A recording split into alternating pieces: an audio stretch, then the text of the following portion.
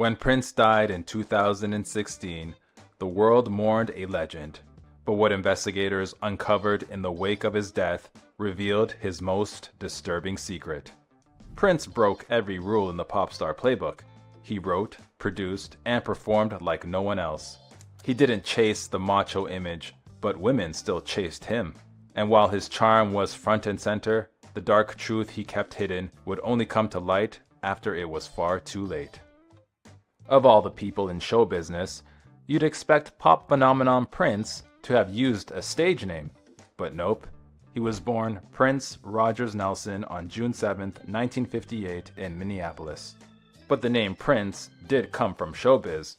Prince's parents were musicians and Dad used Prince Rogers as his stage name.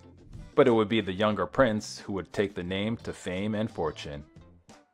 When he was just 7 years old, Prince sidled up to his dad's piano and didn't just annoyingly pound on the keys like most kids at that age. Prince actually wrote a song that he called Funk Machine.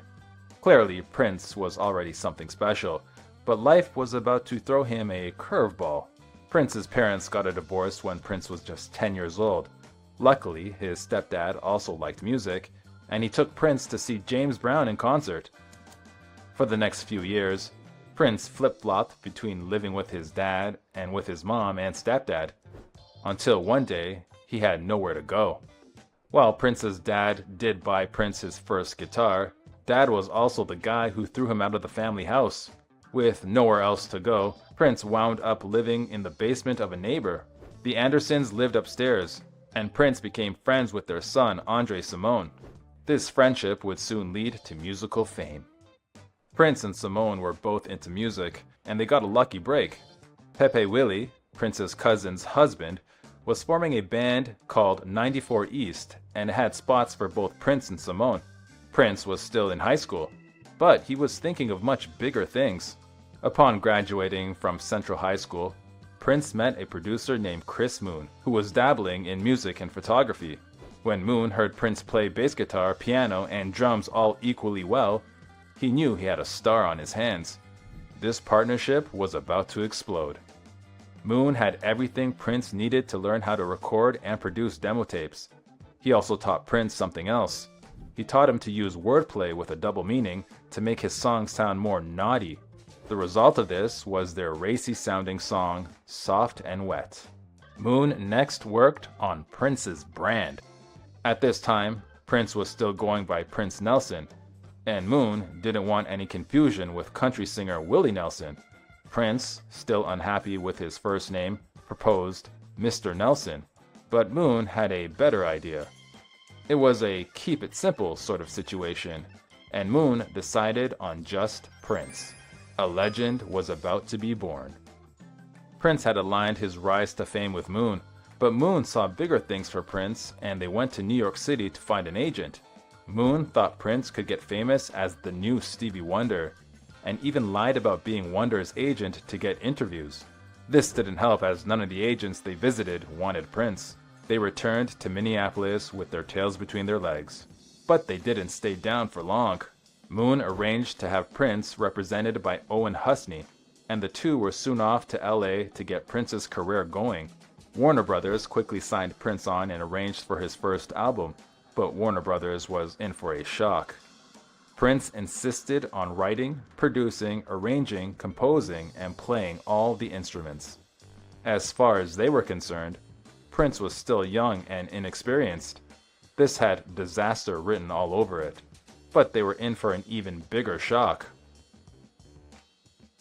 The album Prince made with Warner Brothers was For You, and it, against all odds, received its fair share of accolades.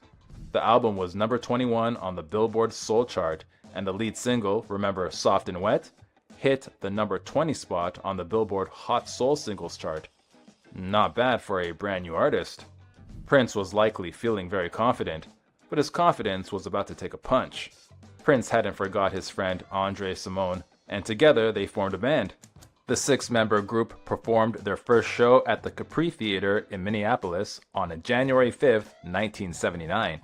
Executives from Warner Brothers were there to assess Prince's value to them as a pop star. Prince's entire future seemingly rested on their response to the show. The executives at Warner Brothers decided that Prince and his band weren't quite ready. Just 9 months later, Prince proved them wrong. He released Prince, which hit the number 4 spot on the Billboard Top R&B Black Albums chart. On the Billboard 200, it managed a very respectable number 22. Better yet, it also went platinum. But Prince was just getting started. Prince's next album was 1980's Dirty Mind. Prince remembered what Moon had taught him about using double meanings, and he let it rip with the suggestive lyrics. Critics had trouble making sense of Prince. They saw him as shy-mannered, but called his lyrics positively filthy. But it wasn't just the audacious lyrics that made Dirty Mind stand out. The thing was, Prince's Dirty Mind was not just pushing the boundaries of good taste. Prince was fusing new wave and funk, and this combination was intoxicating to a new generation of music lovers. Later, critics called Dirty Mind Prince's coming-of-age album, but despite his success, Prince soon realized that not everyone was a fan. At the beginning of the 1980s, Prince appeared on American Bandstand and Saturday Night Live. He then opened for the Rolling Stones. For his wardrobe, Prince chose a trench coat and black bikini underwear. But Rolling Stone fans were not on board with Prince's androgynous look and started throwing garbage on the stage. Sadly, he had to leave the concert after singing only 3 songs. But Prince didn't let his ordeal slow him down. He was ready for his next step: movies. Sometime in the early 1980s, Prince asked his management team to find him a movie that he could be the star of. Prince's team hired Starsky and Hutch writer William Blinn to draft a screenplay for Prince's movie debut. When Prince received Blinn's screenplay, Dreams, he had only 2 requests. He wanted him to put the word purple in the title and change the entire story. Once they had a script that Prince approved of, the producers had the first meeting for Purple Rain. After the meeting, some executives from Warner Brothers cornered Prince's manager, Robert Cavallo, who was co-producing the film. Their idea was to replace Prince with Saturday Night Fever star John Travolta. There was no way Prince was leaving this film, but someone else was. Prince's first choice for his love interest in Purple Rain was Vanity, of the band he created called Vanity 6. He and Vanity were in a relationship, so it seemed like an obvious choice. But during the pre-production phase of the film, Vanity walked off the set for unknown reasons. Prince was suddenly stuck with no girlfriend and no leading lady. One of the actors Prince tried to hire for the female lead in Purple Rain was Gina Gershon. Prince lured Gershon into making the film with a ride in a purple limo. Gershon, who would later make a very spicy Showgirls and Bound, rejected Prince because she wanted nothing to do with the explicit lovemaking scenes in the script. The search for Prince's leading lady continued. Prince then hired unknown actor Apollonia Cotero, but Prince had a problem. She wasn't single. Prince wanted as many things as possible to be true to life. He wanted the public to believe that she was his real girlfriend. Except she was married to rocker David Lee Roth. To keep his fantasy going, Prince made her keep that a secret, so fans would think they were a real couple. Purple Rain was also true to life when it came to his relationships with his friends. Most of the actors in Purple Rain used their own names as character names. This is because they were more or less playing themselves. In Purple Rain, Prince tells friends and collaborators Wendy Melvoin and Lisa Coleman that nobody cares about your music. Of their 5 recorded albums, unfortunately, none of them would be successful in the US. But Prince certainly knew talent. No wonder he was swimming in it. Sometime during the production, the director asked Prince for a favor. He needed one more song and it had to reflect the theme of Purple Rain. Prince didn't waste any time. The next day, he arrived with a song already produced and recorded. It was When Doves Cry, which went on to be the top-selling single of 1984. Purple Rain went on to be a hit, but it certainly ruffled some feathers.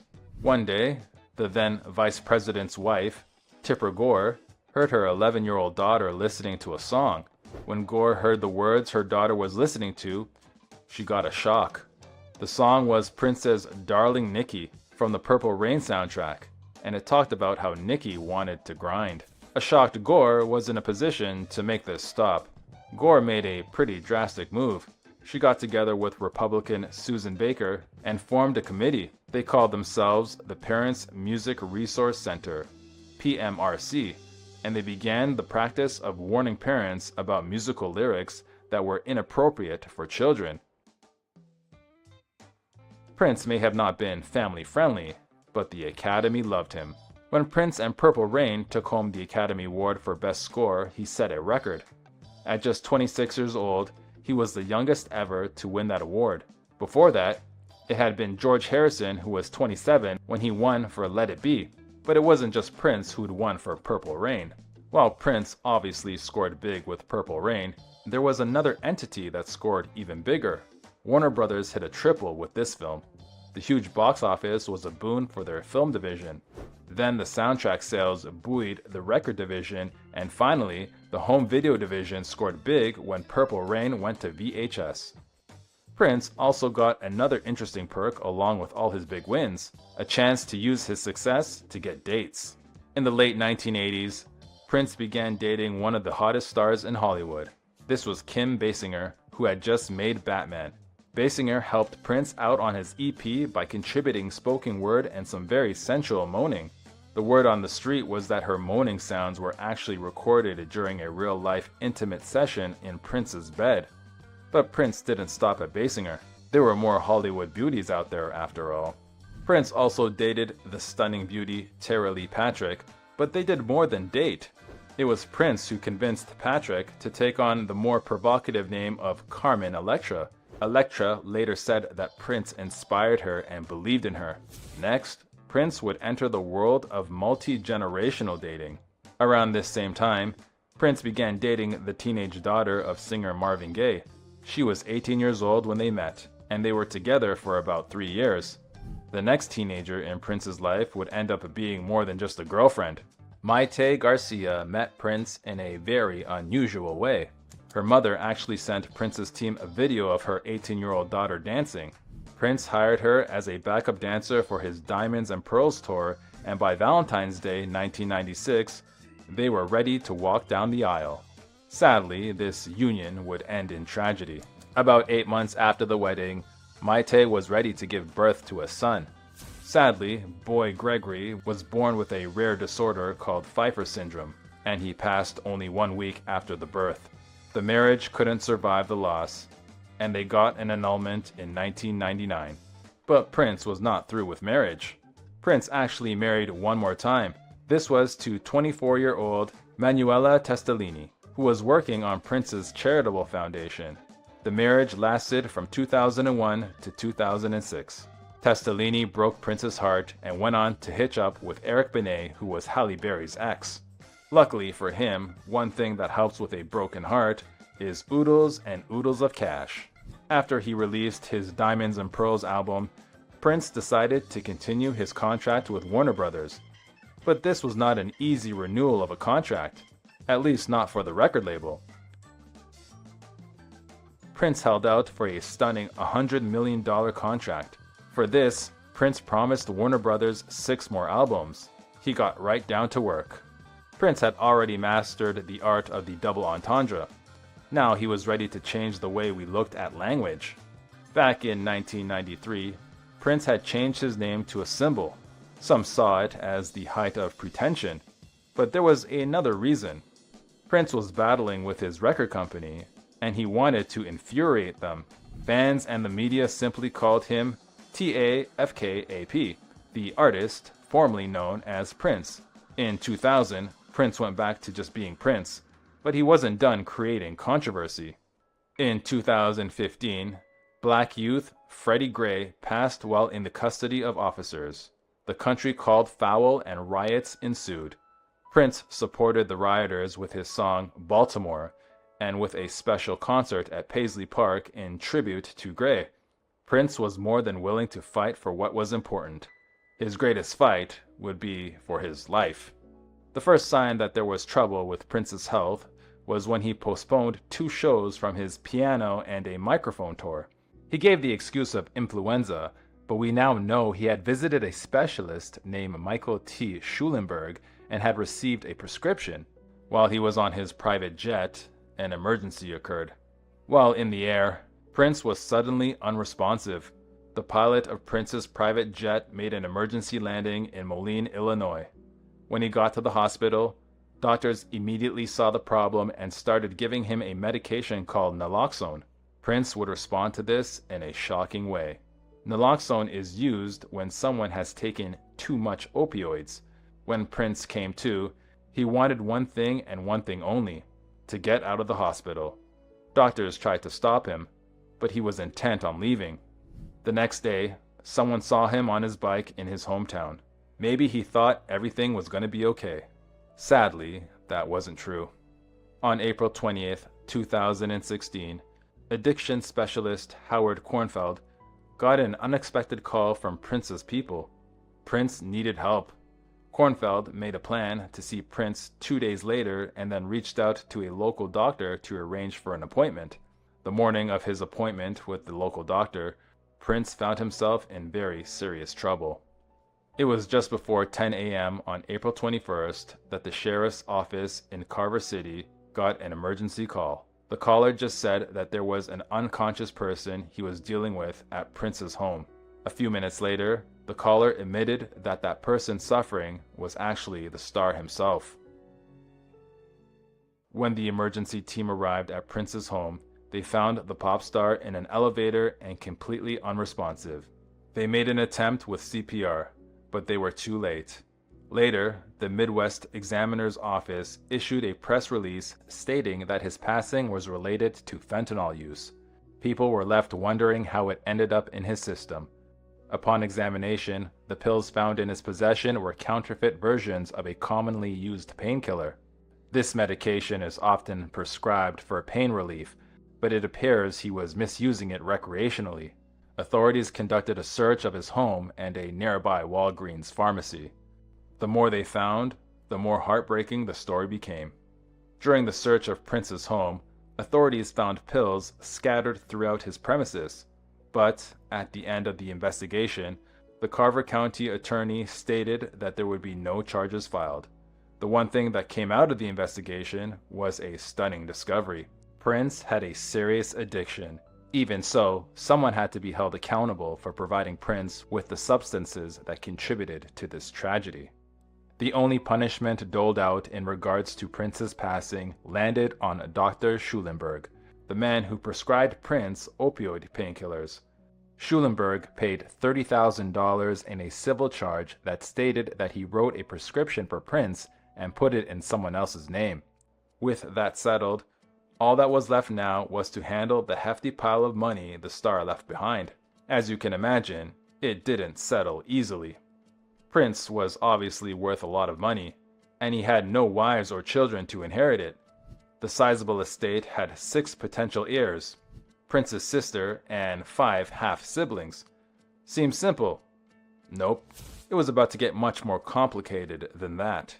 Once the word got out that Prince had never written a will, distant relatives came out of the woodwork. In just 3 weeks, an astonishing 700 people had come forward as distant relatives of Prince. Thankfully, DNA testing determined who the real heirs of his estate were. It was his sister and half-siblings. With that settled, fans could focus on mourning their beloved musical hero.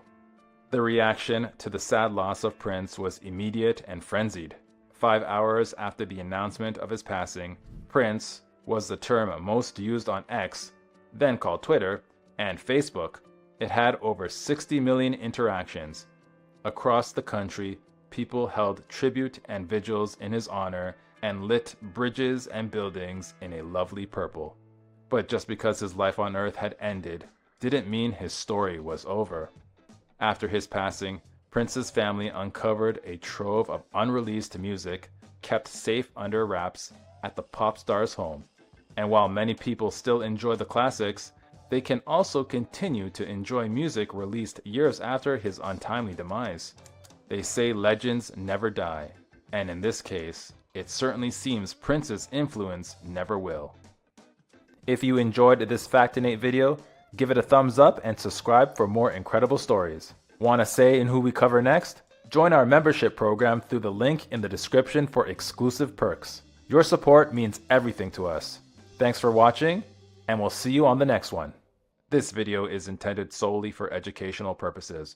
All information presented is for learning and awareness. The content of this video does not endorse or encourage the use of illegal substances, as such use can have harmful effects on your health and well-being. Please make informed, responsible choices.